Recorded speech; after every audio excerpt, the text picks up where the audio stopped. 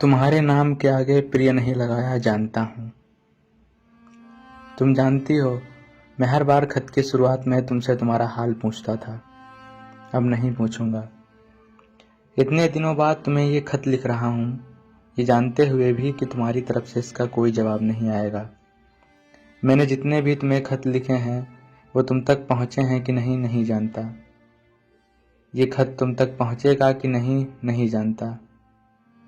सुनो, तुम्हें याद है कि एक रोज तुमने कहा था कि तुम्हें बनारस पसंद है। तुमने कहा था कि एक दिन हम दोनों वहीं मिलेंगे। बनारस, जहाँ जिंदगी और मौत एक साथ चलती है। अल्हड़ और बेबाकियों का ये शहर, जहाँ प्रेम और ज्ञान का अनूठा संगम देखने को मिलता है। जहाँ हर घाट की अपनी एक कहानी है।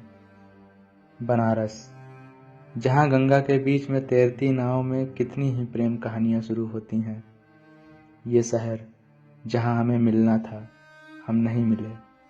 हमने कितनी देर कर दी ना। ईश्वर को भी शायद यही मंजूर था। अब तो तुम्हारी शादी भी हो गई है, तुम्हारा भी परिवार है, बच्चे हैं, जिम्मेदारियां हैं। हमें मिले कितने साल हो गए हैं ना।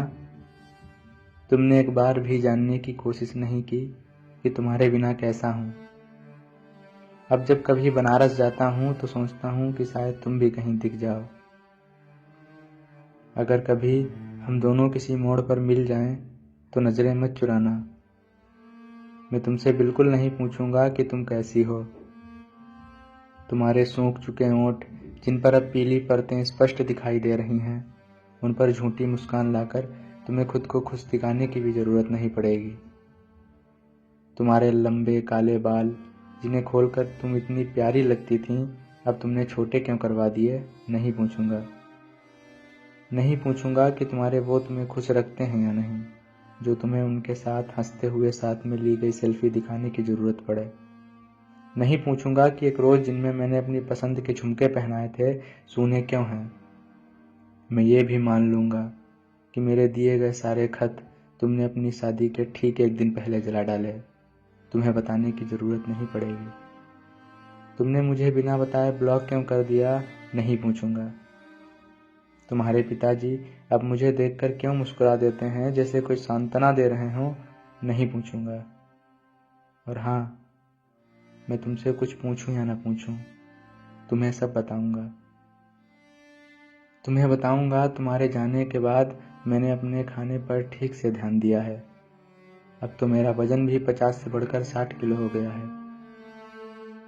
कविताएं लिखना तो बहुत पहले ही छोड़ दिया था। अब सिर्फ खत लिखता हूँ, कुछ तुम्हें, कुछ अनजान पतों पर। तुम्हारे मन में अब ये सवाल भी होगा कि अब तक मैंने शादी क्यों नहीं की। तुम मत पूछना, मैं खुद बता दूंगा कि जल्द ही मैं भी अच्छी सी लड़की देखकर शादी कर लूंगा। तुम्हारे जाने के बाद मुझे कुछ भी नहीं हुआ। मैंने अपने बाल नहीं नोचे, मैंने दीवार में अपना सर नहीं पटका, मैंने शराब नहीं पी, मैं रात भर जागकर सोया नहीं, मैं बिल्कुल चिल्लाया नहीं, मैं मरा नहीं, मैं जिंदा हूँ।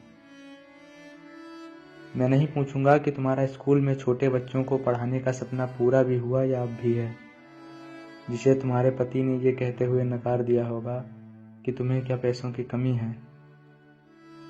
एक लड़की जो बेवजह शाम को उदास हो जाती थी और मुझसे बातें करके खुश हो जाती थी, अब दिन भर गुमसुम सी क्यों रहती है, नहीं पूछूंगा। उस समय तुम्हारी आंखों में जो आंसू होंगे वो दुख के होंगे या खुशी के, ये पूछने का अधिकार तो मुझे बिल्कुल भी नहीं है। शायद तुम कह दो कि कुछ नहीं, बस आंखों में थोड़ी धूल चली गई है। मुझे बस इतना बता दो कि जिस लड़ाई में हमने मर मिटने के वादे किए थे, वो लड़ाई तुमने अधूरी क्यों छोड़ दी। मुझे बस इतना बता दो कि हर साल तुम छुट्टियों में सिर्फ बनारस ही क्यों आती हो, वो कहानी ढूंढने के लिए जिसे तुमने अधूरा छोड़ दिया था, या वो किरदार ढूंढने के लिए जो अब मर चुके हैं।